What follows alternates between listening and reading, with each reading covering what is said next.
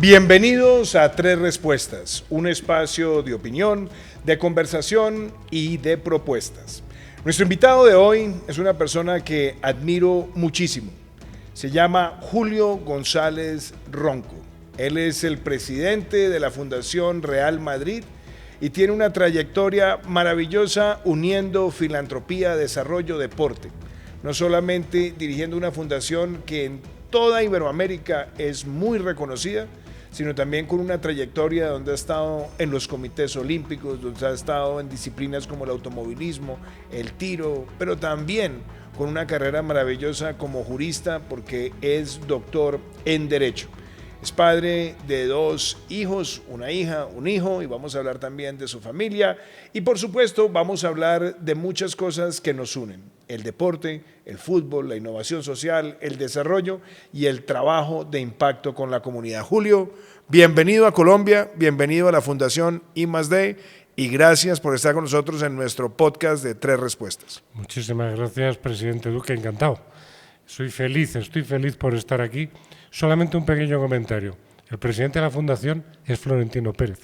Yo soy el director y me gusta subrayarlo porque yo podré estar en el día a día, pero la Fundación Real Madrid no es lo que es ahora, ni el Real Madrid sería lo que es ahora sin la figura visionaria de Florentino Pérez. Bueno, Sí. ahora vamos a hablar también de Florentino, por supuesto, y lo que él significa y la relación tan bonita que tienen ustedes en lo profesional, pero también en la visión de impacto en la comunidad. Pero sí, hago esa precisión también, por supuesto, pero el que lidera el día a día, el que lidera esta operación, el que todos los días lucha por sacar adelante este proyecto, que eres tú, que está hoy aquí en Colombia, quiero invitarte a hacer una reflexión, primera reflexión. ¿Quién es Julio González Ronco? Pues Julio González Ronco es un hombre que se crió en una zona rural de España, en un pueblecito cercano a Toledo y a Madrid. Nacido en Madrid, pero criado en un pueblo que se llamaba Villatobas, que está muy cerca de Toledo. Criado bajo la base de una profunda fe católica, que es en la que yo me crié, y sobre la base del principio del respeto a los demás y el del trabajo, el esfuerzo y la solidaridad como valores que mis padres me enseñaron y mis abuelos desde muy pequeño. Y además con una idea de familia muy clara. Familia en lo personal, familia en la comunidad y familia en lo universal. Por lo que no era raro, creo, viendo en la distancia, que terminara en el Real Madrid, que es una gran familia de personas llenas de valores. Por eso a mí, cuando hablo en muchas ocasiones de la Fundación Real Madrid o del Real Madrid, hablo de la institución, porque no es solo un club deportivo, no es solo una marca, es una institución. Y yo no dejo de ser el menos importante de esa institución. Porque como decía Di Stéfano, lo importante, no hay nadie más importante que el equipo. Todos formamos un equipo para conseguir un objetivo, para conseguir un fin. Y a mí me han encomendado, con un equipo maravilloso que tengo, el trabajar para utilizar la fuerza de la marca Real Madrid para conseguir cambiar vidas. Que personas, estén donde estén, vivan donde vivan y que no hayan podido tener la suerte que otros han podido tener, tengan oportunidades y que fomenten la meritocracia, el mérito, la innovación y que tengan una oportunidad y que sean dueños de sus vidas. Eso es lo que más me ha permitido terminar estando donde estoy, con lo cual yo no tengo nada más que agradecimiento. Julio González es un pobre chico, humilde, de una zona rural, que fue formado por una familia tradicional y que ahora lo que estoy es intentando hacer llegar los valores que aprendí de pequeño y que coinciden con los del madridismo, intentar trabajar para que en cualquier cultura, en cualquier país o con cualquier creencia, esos valores que al final son valores humanos que tenemos todos prevalezcan y podamos construir juntos tejido de ciudadanía. Muchas personas, cuando les dije que iba a ser el invitado en el podcast, me decían: oiga, pero interesante saber cómo una persona llega a ser director ejecutivo de la Fundación Real Madrid, trabajar al lado de Florentino y desplegar en el mundo toda esta capacidad de unir desarrollo con deporte. Obviamente hay muchos procesos previos. ahí está tu formación universitaria, que por cierto te va a preguntar, bueno, ¿y cómo es esa conexión del derecho y esa pasión por el derecho constitucional, después unida con el deporte? Pero esa pasión por el deporte que ha estado presente en tu vida en distintos momentos, en distintas disciplinas y como que nunca ni te quieres desprender, pero también el deporte te busca en todo momento. ¿Por qué no nos cuentas un poquito cómo es esa evolución profesional y cómo se complementa esas dos vidas? La del jurista apasionado por el derecho constitucional y también el jurista apasionado por la reglamentación del deporte. Inicialmente, cuando yo empecé a formarme como jurista, no pensaba en el deporte. Estaba pensando en desarrollar una actividad profesional en el mundo del derecho, porque para mí lo que diferencia a los seres humanos de las fieras es que tengamos normas justas, basadas en principios justos. Y eso me determinó. Lo que ocurre es, por casualidades de la vida, yo estuve preparando unas oposiciones a un cuerpo superior del Estado, que se llama el Estado español, se llama abogado del Estado, y no conseguí sacar las oposiciones. Entonces me dediqué a estudiar un doctorado en constitucional, porque a mí el derecho constitucional, el derecho político, a mí me gusta más la denominación de derecho político, porque una cosa es la teoría del Estado, de cómo se configura el Estado, y otra cosa es la Constitución como una supernorma de la que se desprenden todas las demás y que deben basarse en el consenso de una sociedad mayoritaria. No conozco ninguna sociedad en la historia del universo que no haya logrado consensuar en un 90% al menos de su población unos marcos, unos principios comunes, porque si no lo consiguen terminan en guerras y en revoluciones. Y estando en ese ámbito, pues hubo un antiguo profesor que me invitó a formar parte de un gabinete en el Consejo Superior de Deportes y empecé a trabajar, y lo que me apasionó ya no solo en el ámbito del jurista, sino en el ámbito del gestor, era trabajar por la parte non-profit del deporte. Porque claro, ¿qué era para mí la parte non-profit del deporte? Todo aquello que permite que el ciudadano acceda a la práctica deportiva y se formen valores. Habrás escuchado en muchas ocasiones, y lo hacemos mecánicamente, hablar de los valores inherentes al deporte. Pero yo no creo que el deporte tenga valores inherentes. Los seres humanos tenemos valores inherentes. Pero sí el deporte es un marco donde tú puedes aprender valores. Yo creo que el deportista a la competición ya debe llegar con los valores interiorizados.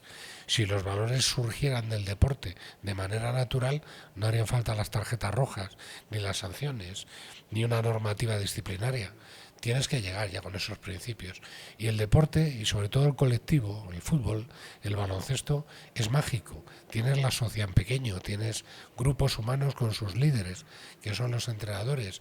Tienes un ordenador de la regulación, de la ley, que es el árbitro. Es un marco estupendo para que tú contemples a tus compañeros como amigos, a tus contrincantes como adversarios y no como enemigos. Y si tú no aceptas por cualquier tipo de reserva cultural a gente diferente, pues a asumir que todos somos iguales, pero maravillosamente diferentes. Y eso el deporte te lo administra, te lo transmite. La competición, el espectáculo, el deporte profesional, eso vendrá después. Lo importante es cómo yo llego al deporte. ¿Qué es eso? ¿Uso adecuado del tiempo de ocio? Sí. ¿Es adquisición de hábitos de vida saludable? También. Pero sobre todo, ¿qué es? Convivencia. Por eso el mayor valor que se puede transmitir a través de la práctica deportiva es el respeto. Una pregunta que no puedo dejar de hacer, porque en tu hoja de vida se ven siempre distintas disciplinas. ¿Tú empezaste con cuál disciplina? ¿Con tiro al blanco? No, yo empecé con las artes marciales, con las federaciones de judo, karate. También lo estuve con el tema de tiro olímpico. Fui abogado de alguna federación territorial de automovilismo, pero siempre con el deporte que podía ser de alto rendimiento, que no está vinculado a los grandes espectáculos deportivos. ¿Por qué? Porque se notaba, no es que en el deporte profesional de alto nivel no se vea el sacrificio, pero yo podía comprobar a los becarios de los programas de deportistas olímpicos cómo con escasos recursos o unos recursos muy concretos, con unas becas, se entrenaban y entrenaban y entrenaban por conseguir un objetivo, que es el lema olímpico. Lo de Citius, Altius, Fortius, yo cuando empecé en el deporte, y pensaba que era más rápido, más alto, más fuerte desde un punto de vista competitivo o de comparación con la competición, y me di cuenta que no es verdad, que el Citius Altius Fortius lo tienes en tu vida diaria. Cada uno de estos deportistas se levantaban por la mañana para intentar ser mejores, tener una competición con uno mismo, que es la competición más complicada que puede existir. Si tú aprendes a no pactar con tus defectos y a competir contigo mismo, puedes competir con cualquiera. La mayor dificultad que tiene, creo, todo ser humano es levantarse por la mañana, mirarse al espejo, preguntarse si el que está en el espejo es realmente uno mismo. En ese pedazo de la vida donde decías, ok, non-profit del deporte, trabajar con el deporte, hablar de los valores inherentes al ser humano, pero cómo potenciarlos a través del deporte. ¿Cuál es esa primera responsabilidad que tienes tú donde dices, bueno, aquí ya empiezo a ponerle el sello de Julio González a esto que quiero cambiar? ¿O cómo desde el lado non-profit empiezo a generar condiciones, estilo y sobre todo el sello particular tuyo que hoy también está presente en la concepción de la Fundación Real Madrid? Pues fue en el Comité Olímpico Español, siendo el primer secretario que tuvo el Tribunal Español de Arbitraje Deportivo, porque vi que las fórmulas extrajudiciales de resolución de los conflictos eran una manera cercana de intentar compatibilizar la inmediatez de la competición con la realidad de resolver conflictos y con laudos y resoluciones que garantizaran la seguridad jurídica. Ahí me empecé a interesar por marcos en los que los ciudadanos crecieran y se sintieran seguros en cualquier faceta de la vida, en la vida como en el deporte. Como decía el lema olímpico, si tú no puedes desarrollar ningún tipo de actividad personal, empresarial o profesional si no tienes seguridad jurídica, si no tienes seguridad en las normas. Y si además dentro de esa seguridad no planteas de una manera clara la igualdad ante la ley, igualdad y la igualdad de oportunidades, que para mí la verdadera igualdad, que es la que permite que todos tenemos derechos, pero también todos tenemos obligaciones. A partir de ahí me hicieron una propuesta de ser el primer empleado laboral de la Fundación Real Madrid. Yo fui el primero que entró por la puerta. ¿Cuándo se da esa...? Eso fue en la temporada 99-2000. Yo entré siendo todavía presidente Lorenzo Sanz, y cuando entra Florentino en el mes de julio del 2000 con su equipo, pues me incorporaron. No suele ser muy normal en política que cuando hay cambios políticos se mantengan profesionales. Lo que caracterizó la entrada de nuestro presidente es que lo que siempre le guió a él y a sus colaboradores más directos, pues Manuel Redondo, José Ángel Sánchez. ¿Era el suegro de Miquel Salgado? Sí, Lorenzo Sanz era Lorenzo, suegro, aunque en aquella época yo creo que todavía no se había casado, claro. Michel Salgado con Malula, con su hija. Una pareja muy linda. Y bueno, pues ahí empezamos a trabajar con un proyecto de fundación en donde lo que sí tuvo siempre claro la presidencia de Real Madrid es que una cosa era la utilización del deporte en favor de los más jóvenes para cambiar vidas, para ofrecer oportunidades de lo que era la detección de talento y la gestión de cantera. De hecho, la Fundación Real Madrid es la única fundación de club de fútbol del mundo que no se constituyó con el objetivo de gestionar la cantera o de buscar talento deportivo, sino de utilizar el deporte como una herramienta para educar en valores y para cambiar vidas. Juli, yo sé que tú eres una persona modesta, discreta, pero yo sí quiero preguntarle a mi amigo, oiga, cuando usted lo llaman y le dicen ya lo va a fichar el Real Madrid, eso tiene que ser algo muy emocionante. ¿Cómo fueron esos momentos cuando te dicen, bueno, ven, asumes eso, dices, yo soy el primer empleado de la Fundación Real Madrid? Tiene que ser algo que uno se tiene que sentir muy orgulloso, compartir en familia, debían pasar muchas cosas por tu cabeza. ¿Vos nos cuentas un poquito de ese lado humano detrás de...? Porque tú eres una persona que siempre tiene un control de sus emociones, es muy notorio ese control que tienes, pero yo creo que eso debió haber sido algo para ti, un reto. ¿Qué empezaste a soñar cuando te dan esa oportunidad? ¿Y cómo llega esa oportunidad que sería interesante? Pues cuando me ofrecen la oportunidad a través de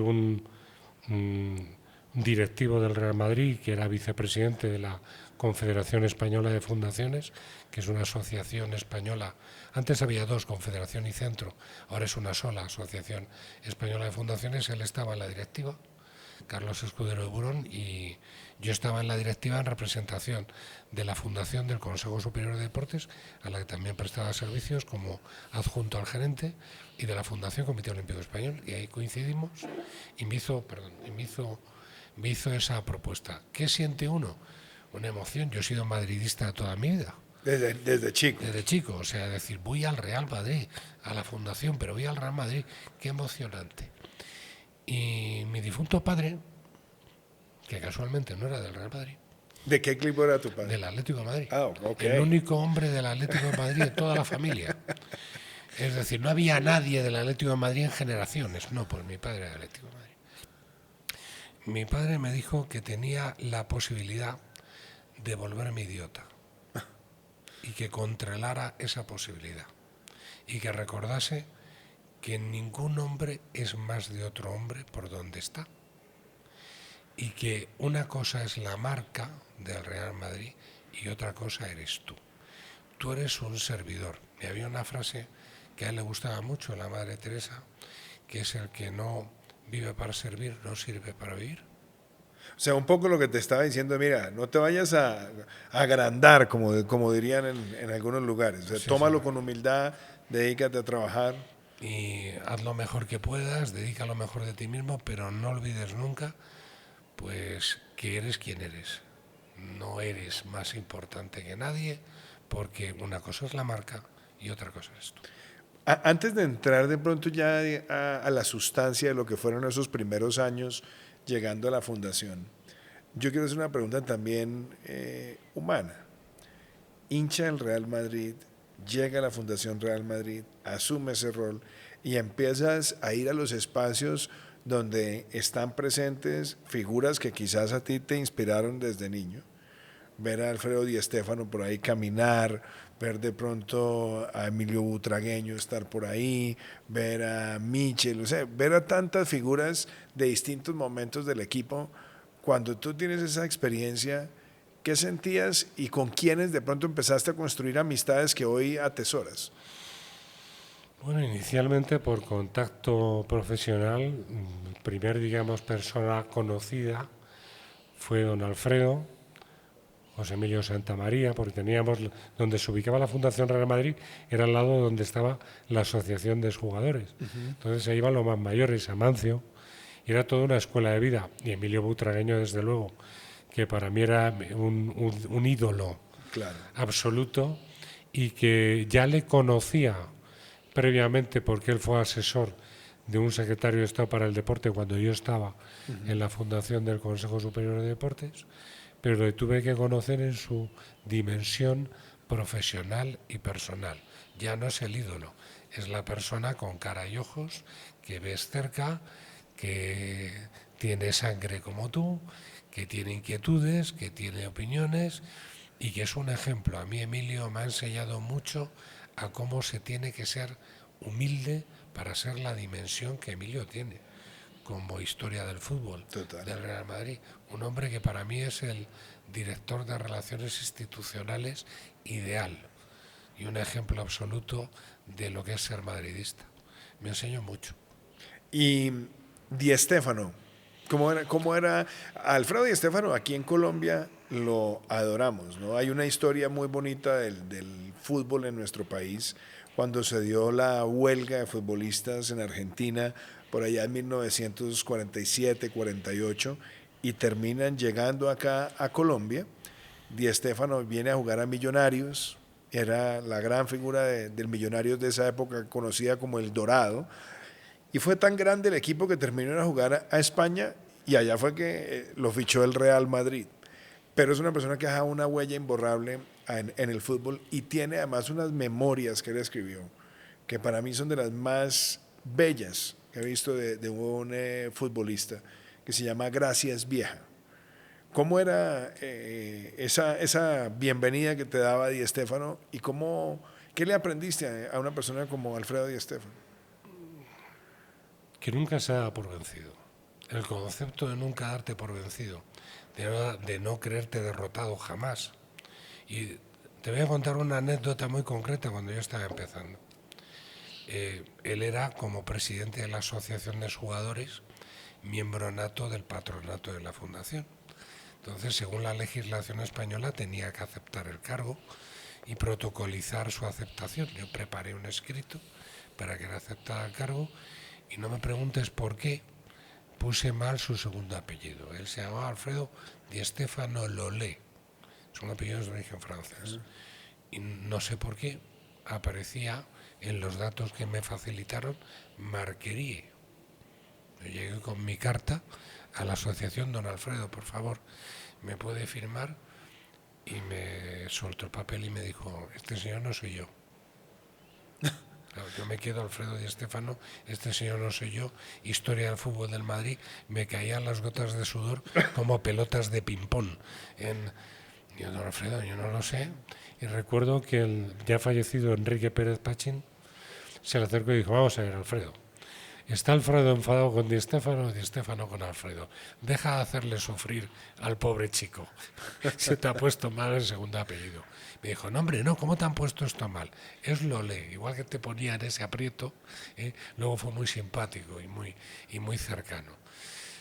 Era un señor que tenía muy a gala lo que era el espíritu del Real Madrid, pero yo lo recuerdo como un hombre con mucho carácter. Y una pregunta que te quiero hacer, ¿cuántos años tenías en ese momento cuando entras a la Fundación Real Madrid? Pues 32, no, tenía 30 años. ¿Cómo es que dice una frase, una palabra que usan ustedes que es acojonante? ¿No era muy acojonante llegar uno a los 32 años a semejante proyecto? Sí. Bueno, y empiezas entonces, y primera pregunta que te tengo que hacer, ¿qué grado de discrecionalidad te dieron para concebir el proyecto de la Fundación? Bueno, yo creo que había desde el órgano de gobierno, desde el patronato, una idea clara de por dónde se quería ir. Y entonces lo que planteamos el equipo que fui formando, y bajo la supervisión del primer director general que tuve vinculado al club, Manuel Redondo, pues una clara planificación de hacia dónde queríamos ir. No había otras fundaciones de clubes que hablaran de utilización del deporte como instrumento. Luego han ido siguiendo la estela, pero no había tantas. Hablaban de ofrecer oportunidades a que ningún chico o chica con talento no llegara a poder ser una figura del fútbol. Eso no era nuestro objetivo. ¿Por qué? Porque ¿qué pasa si tiene cualquier percance? ¿Qué pasa si no logra desarrollarse como deportista? ¿Nos olvidamos de ella? Nosotros queríamos construir personas que se desarrollaran integralmente, que fueran grandes profesionales y grandes ciudadanos, y que el deporte fuera un instrumento. Y había que ir convenciendo a familias y a la sociedad sobre esto, porque claro, tú dices que eres del Real Madrid y todo el mundo te piensa que tu objetivo es buscar nuevos cristianos, nuevos grandes jugadores. No, pues no nos dedicamos a eso. Nos dedicamos a la educación, a la cooperación al desarrollo y la inclusión social a través del deporte. Ya, pero ustedes buscarán si les sale algún jugador bueno. No buscamos eso. Mira qué curioso. Nosotros en los contratos de nuestros técnicos deportivos, que en su gran mayoría son licenciados en actividad física y deportiva y no entrenadores, aunque también los tenemos, les establecemos como una causa directa de despido el dar informes, incluso a nuestro propio club, sobre las cualidades deportivas de niños o niñas que participen en nuestros programas. ¿Por qué? Porque es así. Porque buscamos otra cosa. Buscamos cómo construimos las vidas, cómo modelamos las vidas de personas. Oye, si luego en un momento dado ellas, por otras vías, llegan a dedicarse al fútbol profesional, pues bienvenido para ellos. Pero no ha sido nunca nuestro foco. Por eso digo que somos la única fundación que lo hemos hecho distinto, hasta el punto de que creamos una metodología que utiliza las técnicas de entrenamiento, no para crear equipos competitivos, sino para educar en valores. Aprovechar esa sociedad en pequeño de la que hablaba antes, que es el deporte colectivo, como pueda ser el fútbol. Por eso creo que trasciende lo que nosotros hacemos del detalle momentáneo de la vida de un deportista profesional en un momento dado, que cuando deja de ser profesional es historia. En cambio, cuando tú construyes la vida de alguien, cuando tú facilitas que alguien tenga oportunidades y que te encuentres un chico de Colombia que estuvo en un programa de un centro de acogida y que había sufrido abusos de sus padres y que luego te lo encuentres en una clase de la Escuela de Estudios Real Madrid, le estás impartiendo una clase de MBA, porque ese chico ha logrado graduarse y tiene una oportunidad, eso para nosotros es mucho más importante. O que en Oaxaca, en México, una niña diga feliz, por favor dígale al presidente del Real Madrid que gracias a este programa mi familia no se va a ver obligada a prostituirme. Esos son mundos mágicos que la marca Real Madrid a través de su fundación modifica o que cambia. Es una historia para mí de amar al mundo apasionadamente desde la marca deportiva más potente de la tierra. Ahí entonces, digámoslo, se juntan capítulos, ¿no? Porque te toca Lorenzo al comienzo, está el patronato y después viene la llegada de Florentino al Real Madrid, que no deja para mí de ser algo muy interesante en la historia del deporte, porque el Real Madrid ya tenía tradición, historia, nombre y renombre. Ya era un club reconocido como el club del siglo en el fútbol mundial, pero llega Florentino con esa capacidad de soñar, con esa ambición de siempre ir por más para consolidar al equipo. Y entonces apuesta nuevamente por ese joven ya de 32, 33, 34 años que está aplicando esa visión, y has trabajado con él durante su estancia en el club. Y entonces ahí hay dos cosas que yo quisiera saber. ¿Cómo fue esa compaginación de visiones entre ustedes dos? ¿Y qué es lo que más le has aprendido a Florentino en estos años?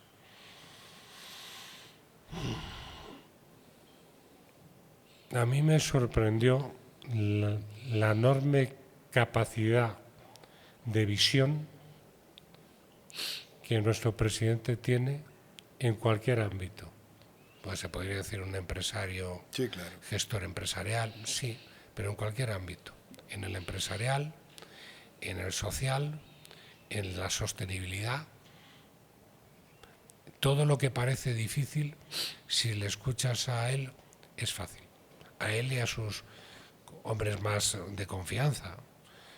Todo es fácil. Yo recuerdo cuando en el año 2009 decía, vamos a tener en 2-3 años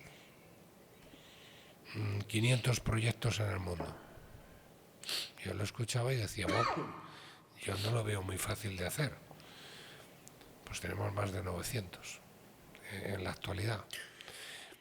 Es decir, la sensación de cuando hay un límite, un objetivo, y llegas a él siempre ya está pensando en el siguiente, con lo cual es una sucesión. Sí, no se queda gozando los laureles, sino cuál es el siguiente cumplidos. reto. Es como cuando el Madrid gana una Copa Europa, pues ya se acabó, punto, ya estamos. Esa idea de superación, de mejorar sin parar, de crecer siempre, es algo que transmite a todos los que trabajamos en la organización. Es una idea permanente de superación y de evitar el autobombo, la autosatisfacción. Es decir, nunca hay que sentirse totalmente satisfechos. Siempre se puede hacer mejor.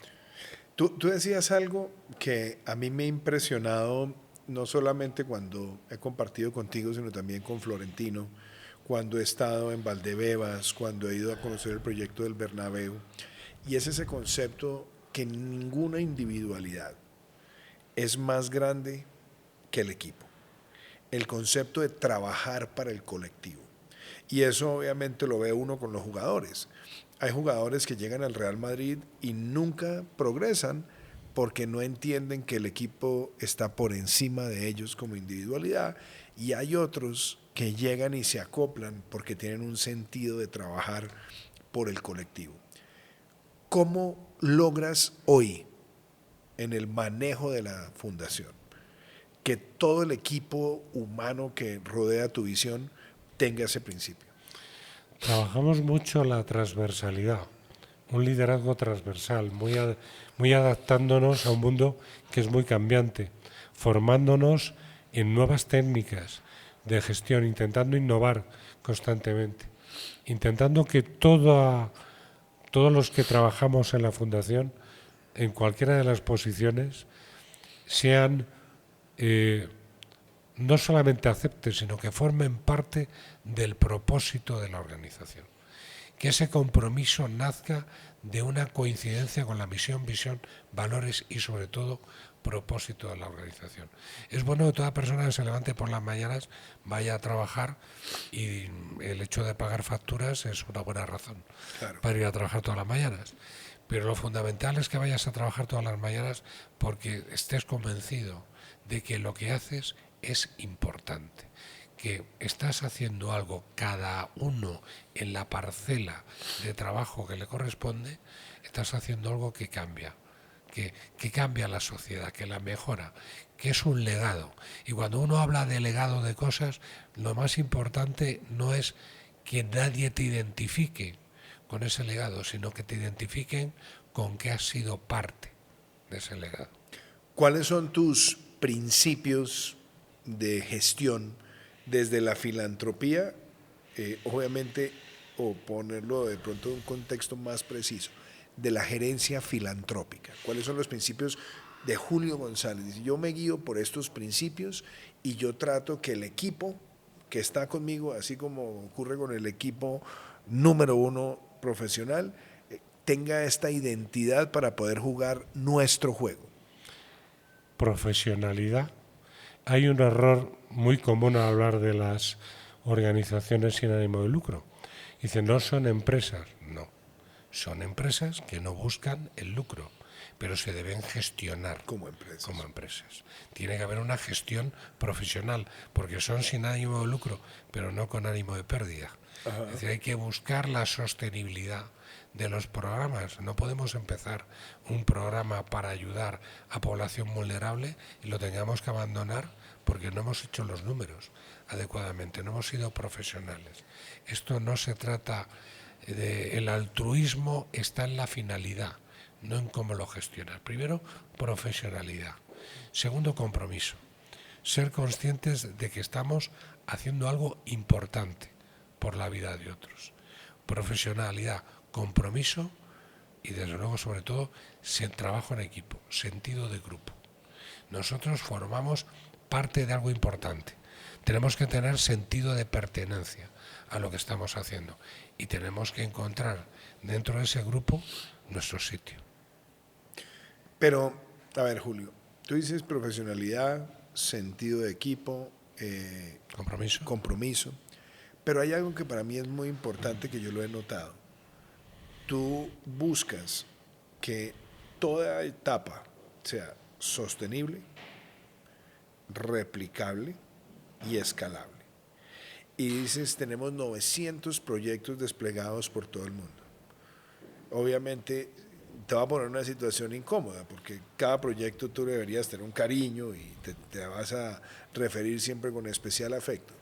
Pero ¿cuáles son los niños o los bebés consentidos de Julio González, de esos 900 proyectos que tú digas, estos son los proyectos que nunca se me van ni del corazón ni de la mente porque los hiciste en momentos de dificultad, porque los pusiste en países que eran muy complejos, porque probaste una idea que al comienzo pensabas que no ibas a ser capaz de escalar en la dimensión que tiene hoy? ¿Cuáles son esos proyectos que tú tomarías como emblemáticos que has podido gestionar y que también te van dejando como la visión propia de este es el tipo de proyectos que la Fundación debería poner en marcha para diferenciarse?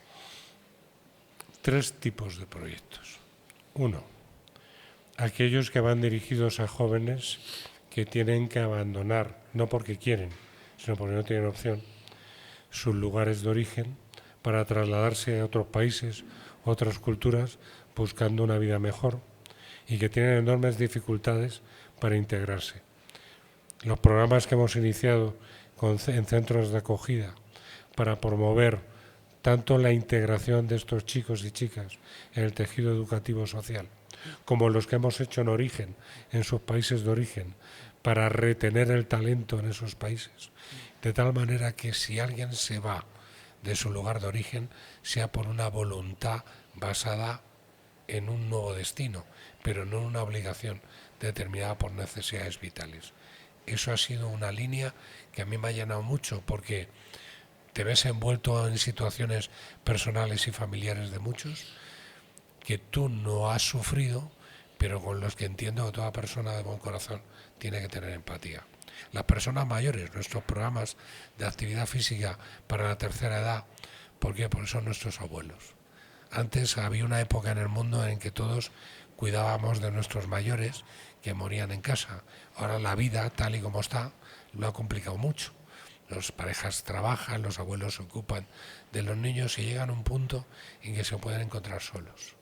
El poder tener actividades donde socialicen, donde encuentren un sentido continuo a transmitir esa experiencia que normalmente nos transmitían a los nietos, y que eso siga siendo así en un mundo más complejo, son programas que me han llenado mucho. Y una tercera línea que me llega mucho al corazón. Yo inicié dentro de la organización los programas dirigidos a personas con capacidades distintas, con discapacidad. Yo tengo un hijo con autismo muy severo. Cuando iniciamos estos programas, mi hijo no había nacido. Luego me encontré con un proceso largo que muchas familias tienen de un diagnóstico complicado.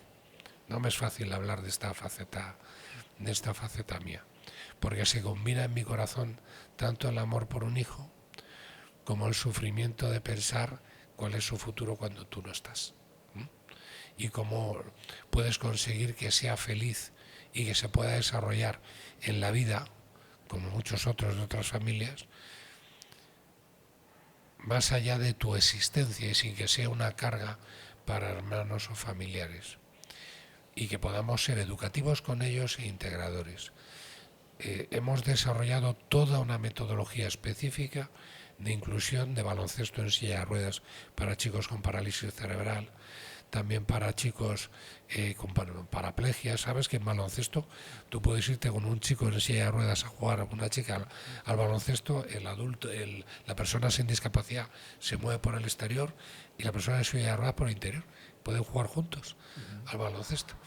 Pero en el caso de estos chicos con discapacidades intelectuales severas, hay un trastorno de espectro autista por cada 80 nacimientos, la discapacidad que más crece. Pero podríamos hablar del borderline, del síndrome de Down. Estos programas que nosotros hemos iniciado creo que son referentes en cómo poder utilizar el deporte adaptado y convertirlo en un elemento de inclusión y de comprensión de los diferentes, porque debemos comprender la diferencia y amarla. Dios nos hizo a todos iguales, pero a la par diferentes. Tú sabes que ahora que tocas ese tema, en una de nuestras conversaciones, cuando te visité en Valdebebas, que fuimos con María Juliana, hablamos del entorno de familia, hablaste de la relación con tu hijo, y a mí me pareció una conversación tan profunda, tan bonita. No solamente, obviamente, el afecto que tenemos los padres por los hijos, pero es un afecto mucho más grande y detallado, y de cómo estás presente en su vida y de cómo él te ha motivado y de cómo tú lo motivas. Y yo no puedo dejar de hacer este reconocimiento en esta conversación, Julio, porque lo has vivido y como padre lo has dado todo, pero también has extraído de la experiencia para poderle llevar esas oportunidades a personas en todo el mundo. Y yo quisiera preguntarte eso, o sea, sé la relación que tienes con tu hija, pero ¿qué significa tu hijo para ti hoy? Mi hijo es la clave del por qué yo hago lo que hago. Qué bonita frase. Es decir, yo no creo que pudiera afrontar las dificultades que uno en el día a día tiene que afrontar en la gestión si no tuviera la clave de que mi hijo y lo que él representa para mí y para mi familia no estuviera ahí. Cuando pensamos de qué lástima que determinadas personas no dejen de estar en la sociedad, es una falta para mí de claridad de visión absoluta. Total. Porque estos chicos y chicas, con independencia de la mayor o menor desarrollo de habilidades funcionales que tienen algo que los demás no tenemos. No tienen dobleces, no tienen dobles caras. Ellos, cuando les duele, cuando aman, aman, cuando quieren, quieren, y transmiten verdad. Yo decía en más de una ocasión que si uno esto para una persona no es creyente es distinto, pero para mí, que soy creyente, yo el cielo me lo tendré que ganar a pico y pala. Mi hijo lo tiene ganado ya. ¿Por qué? Porque es la máxima expresión de la bondad, y habrá un lugar en la historia de las almas y de los seres humanos, donde entre él y yo no habrá diferencias, ya no habrá discapacidad. Tú sabes que en estas conversaciones humanas que son tan importantes de nuestros propios entornos, alguno de los miembros de ese glorioso equipo de los Galácticos me comentaban que Vicente del Bosque también tiene un hijo con capacidades especiales, y de cómo eso lo fortaleció y le permitió entender mucho más el corazón, el sentimiento, la actitud frente a la vida, y cómo eso se trasladaba también en la forma en la que él manejaba la relación con los jugadores. ¿Alguna vez hablaste sobre estas cosas con Vicente del Bosque, o viste cosas también que de pronto los uniera a ustedes en sus visiones? Yo no he coincidido con él en una situación de conversación nunca. Yo recuerdo que yo, cuando llegué a la Fundación Real Madrid, él era entrenador del club, y excepto conversaciones muy puntuales y no fueron precisamente sobre esto y muy ocasionales, pues no intercambiamos impresiones sobre este tema. Sí es cierto que para toda persona que ha tenido en su entorno alguna persona especial de este tipo, sí influye en ellas en hacer determinadas cosas. Yo creo que el principal activo que te aporta el tener a una persona con dificultades o una persona con capacidades diferentes es que te da una visión de la vida completamente distinta, absolutamente diferente, y del por qué haces las cosas. Es decir, es la clave de tu futura existencia y de tu relación con el entorno en el que te mueves.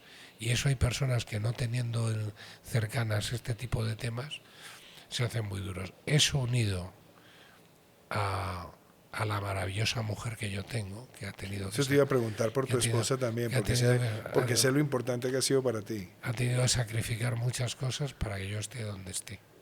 Si ella no hubiera estado, yo no hubiera podido tener un desarrollo profesional para afrontar la realidad de su hijo. Y nuestro hijo ha sido para nosotros un bálsamo de amor, y también un bálsamo de sufrimiento muchos días. Pero no nosotros, en todas las familias, claro, que tenemos chicos y chicas así, hay esa contradicción del agotamiento cuando ellos están en situaciones complicadas. Estos chicos pasan por fases muy complicadas en la relación, en la interacción, a momentos que son maravillosos. Pero yo, por ejemplo, si ella no hubiera estado... Mira, yo hago en el mes de julio 25 años de casado. ¡Qué maravilla! Y yo conocí a mi esposa pues con 20 años. Tengo 56. Ha sido la mujer de mi vida. No hubiera podido hacer lo que hago si ella no hubiera estado. Julio, ¿y tu hija? Cuéntanos un poquito de tu hija también. Y ahí la pregunta es, ese entorno de familia es muy especial. Aquí en Colombia nosotros también estamos en una constante conversación sobre cómo fortalecer el sentido del cuidado adentro de la familia, de cómo la familia es cuidadora, cómo la familia se debe preparar para esto. Y sé que la Fundación ha hecho un esfuerzo muy grande también en que esos círculos de personas que tienen capacidades especiales los rodeen, los acompañen, pero me gustaría también que de pronto compartieras cuál ha sido el rol también de tu hija en todo esto. Una de las cosas que más nos han preocupado a su madre y a mí era no ser menos padres de nuestra hija, claro, porque nuestra hija tenía unas habilidades convencionales que evidentemente su hermana no tenía. Mi hija ha tenido que madurar más rápido de lo que otras personas tienen que madurar. ¿Por qué? Porque ha tenido que ayudar y ha tenido que pasar a un segundo plano conversaciones que quería tener con sus padres porque ella misma veía que la prioridad era su hermano. Eso nos ha requerido también por nuestra parte un esfuerzo. Claro, Yo de hecho digo a mis amigos en muchas ocasiones, no me preguntéis solo por mi hijo, porque yo puedo tirarme horas hablando de mi hijo. Sí, claro. Preguntarme por mi hija. Y además mi hija me hizo gracia porque ella está estudiando medicina, tiene una vocación por la medicina, incluso me dijo que tenía alguna inquietud por la psiquiatría. Ahora mismo no solamente por personas con discapacidad, hay un problema creo social al que también la Fundación Real Madrid estamos trabajando sobre la preservación de la salud mental de jóvenes y adolescentes. 1 de cada 35 niños, niñas y adolescentes ha intentado autolesionarse o suicidarse. Esto nos tiene que hacer pensar mucho. Pero mi hija me decía, y me hizo mucha gracia, porque yo le dije, a lo mejor estás errando en tu vocación. Si tú quieres estudiar medicina o al momento psiquiatría por el tema de tener un hermano especial. Y me dijo, no papá, yo si estudiara así, yo para dedicarme a la psiquiatría sería por estudiarte a ti, especialmente. Con lo cual me puso bastante en mi sitio. Sí, yo creo que, bueno, todos los vivimos, todos los padres, con diferentes tipos de familia. Yo no entro, nosotros somos en el Real Madrid gente con multitud de religiones, Sí. de creencias, de culturas, pero sí la idea de familia tendida a esta, como aquel que se preocupa cuando a ti te pasa algo, por hacerlo muy simple, es un aspecto muy importante. Yo creo que la vida de todos y a mí ha sido muy importante. Yo creo que es la unidad básica de funcionamiento de una sociedad. Julio, y una pregunta también con ocasión a esta visita a Colombia. Estás en Bogotá hoy, sé que vas a Medellín, vas a estar en Barranquilla, distintos aliados con los que has puesto pues, proyectos a funcionar. Trabajo con la Fundación Rebel también. Cuéntanos un poquito de los proyectos en Colombia y cuéntanos, por ejemplo, para muchas personas que nos escuchan, cómo se logra llegar a trabajar con la Fundación Real Madrid cuando hay una organización en algún lugar del mundo que trabaja en temas afines. Yo creo que vamos a diferenciar fases.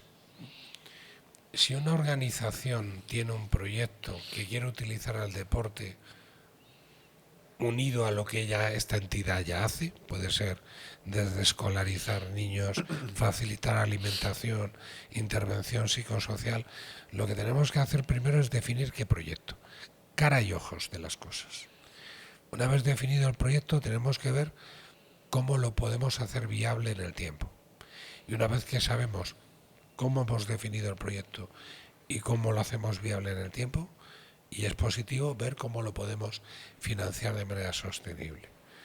Así es como trabajamos en la identificación de proyectos con otras organizaciones.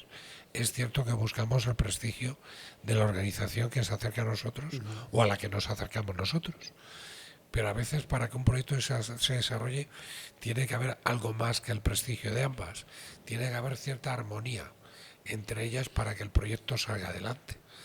Es decir, no solamente porque dos organizaciones tengan un buen perfil, haces que el proyecto sea bueno, pero que tienes que acercarte a la realidad de la población a la que quieres cuidar, a la que quieres integrar, a la que quieres educar, a la que quieres mejorar y ver qué es lo que te aporta la otra organización y con lo que tú aportas creas un proyecto nuevo y mejor. Hay veces que no se consigue, hay veces que intentando cuajar dos proyectos diferentes, pues estás forzando la situación y es mejor que sean independientes. Pero lo importante es definir proyecto, ver su viabilidad en el tiempo y ponerlo en marcha. Pero sobre todo que las cosas tengan cara y ojos, porque los seres humanos tenemos cara y ojos. Como sé que se nos está agotando el tiempo, yo quisiera hacer unas preguntas, ¿cómo las llamaría yo? Un poquito como de Proust test, aunque de pronto van a requerir un poquito más de elucubración, porque te gusta escribir. Has escrito libros, has escrito ensayos, has escrito artículos. Si yo te dijera cuáles son las grandes lecciones que te ha dejado el fútbol para ser el gerente que eres, ¿cuáles serían esas lecciones? Nadie es más importante que el equipo. No busques nunca tu nombre, busca siempre el objetivo. Y para mí casi es la más importante. Es mejor ser parte de algo que ser el líder de algo. Okay. Y una pregunta al madrilista. De pronto ahí te voy a poner en un territorio más complejo, pero ¿cuáles son los jugadores, tus jugadores favoritos de la historia del Real Madrid que tú hayas visto?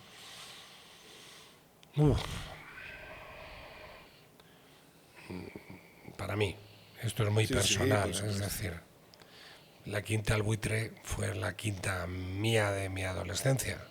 Sale el buitre con Hugo Sánchez. La quinta del buitre eran Butragueño, Michel, Sanchís, Martín Vázquez, Miguel Pardeza. Sí. Eran jugadores de la cantera de Madrid. Pero hubo una generación de cuando yo tenía 15 años, 16 años, que es una generación espectacular. Pero un Raúl González Blanco, un Butragueño, un Hugo Sánchez. Pero decir que son referentes míos, pero más bien porque asocias a momentos especiales de tu vida. Entonces asocias un jugador, unos jugadores que tú seguiste en un momento dado con momentos importantes de tu vida, cuando empezaste una carrera, cuando conociste a tu esposa. Entonces hay esa especie de historia de vida que va en paralelo con esos jugadores. Pero te vas al momento actual y piensas en Zidane, piensas en Cristiano Ronaldo, piensas en Luka Modric, piensas en Toni Kroos. Si es que lo bueno de estar en el Real Madrid es que no tienes que buscar satisfacciones, es que ya te las ha dado todas. Claro. Con lo que es, a partir de ahí es a más a más. Y de los técnicos, Esto, además con los que hayas podido de pronto compartir un poquito. yo es que, sinceramente, yo ni soy portavoz autorizado de la casa. Ajá. En materia deportiva, lo mío es fundación, ni yo estoy en contacto directo con los técnicos. Es decir, más allá de cuando hacemos la visita a los hospitales, que son los más agradables, tanto los jugadores como los técnicos. Yo pienso que el Real Madrid ha tenido en su historia grandísimos entrenadores. Desde el propio Stéfano, a Amancio, que ha sido entrenador, a Carlo Ancelotti actualmente, a Zidane. Todos han sido grandes entrenadores, a Del Bosque en su momento. Es decir, hablar del Real Madrid y decir Mujadín Bosco fue un gran entrenador, pues sí, también lo fue. A mí me sería prácticamente imposible. O sea, ¿no hay alguno que tuviera un poquito de corazoncito más para alguno? A mí personalmente me encanta el estilo de técnico de Ancelotti y me encanta la forma en la que él trabaja con los jugadores. A mí me parece que los entrenadores que ha tenido el Madrid, perdón, y especialmente el actual, yo soy un ejemplo claro de que liderar es orientar más que mandar. Bueno, y un par de preguntas finales. ¿Cómo sueñas que esté la Fundación Real Madrid en 10 años? Porque yo he visto proyectos grandes en la historia del club.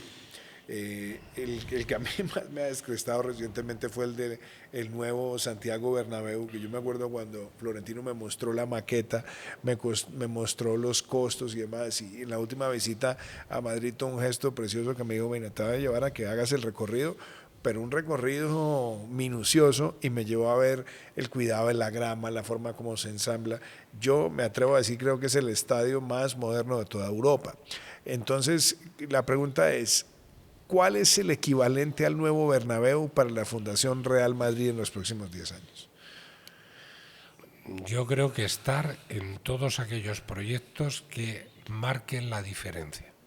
Es decir, ante las necesidades sociales que se vayan a dar en los próximos 10 años, ser la Fundación Real Madrid la entidad que a través de la educación, la cooperación y la inclusión por medio del deporte están para afrontar esas necesidades en concreto. No tanto para repetir proyectos que muchos hagan, sino para hacer aquellos que justamente implican que marcan la diferencia, porque el Madrid siempre ha marcado la diferencia, en todo. Entonces, ¿por qué no? Especialmente en los próximos 2 años, que la Fundación esté, y sobre todo, que perdure más allá de los que estamos en un momento dado en ella. Porque nosotros, los que trabajamos allí, somos pequeños puntos que pasamos por allí. Lo más importante es que perduren en el tiempo, que lo que se haya empezado a realizar haya otros que tengan la capacidad de hacerlo mejor y durante más tiempo. Bueno, y mi última pregunta, que a veces la hago con invitados: si fueras a recomendarle a quienes escuchan este podcast, ¿qué libro Julio González quisiera recomendarle a quienes quieren seguir sus pasos en la filantropía, en lo gerencial, en su forma de conducir? Y no tiene que ser un libro sobre gerencia, ¿eh? Pero ¿qué libro, por ejemplo, para ti ha sido importante que quisieras dejar recomendado a cuando las personas se pregunten, bueno, este señor, ¿qué le gusta leer? ¿Y qué me recomendaría para tratar de seguir sus gustos? Difícil. Puede ser un par, o sea, no tienes que limitarte. Difícil.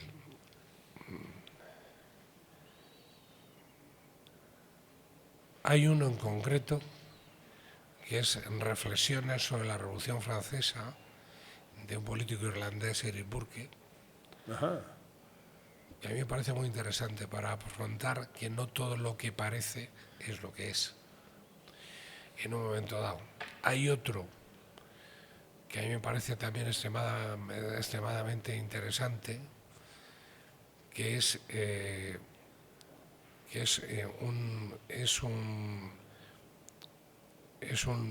vamos a ver cómo diría yo, es más que una guía, es un planteamiento o estudio de vida, que es La España invertebrada de Ortega y Gasset, porque introduce muchos elementos de lo que fue la historia de España en cuanto a la dificultad de articular estructuras políticas que también se puede encontrar en el tema de la empresa, y que creo que es vendible mutatis mutandi a cualquier país, ¿eh? Y luego podría tener algún otro más, pero podría tener alguna implicación político-religiosa y no quiero entrar. No entremos en esas materias. Y no quiero entrar más, ¿no? Apreciado, Julio, de verdad muchísimas gracias por acompañarnos en 3 respuestas. Como siempre es un placer conversar contigo. Con total admiración te digo, qué linda conversación, qué buenas lecciones y qué buenas recomendaciones también. Así que esta es tu casa y muchas gracias por estar nuevamente en Colombia. Muy agradecido, presidente Duque, mucho más agradecido de poder ser entrevistado por alguien a quien yo debería entrevistar y no al revés. No, por Dios. Muchas gracias. Muchas gracias.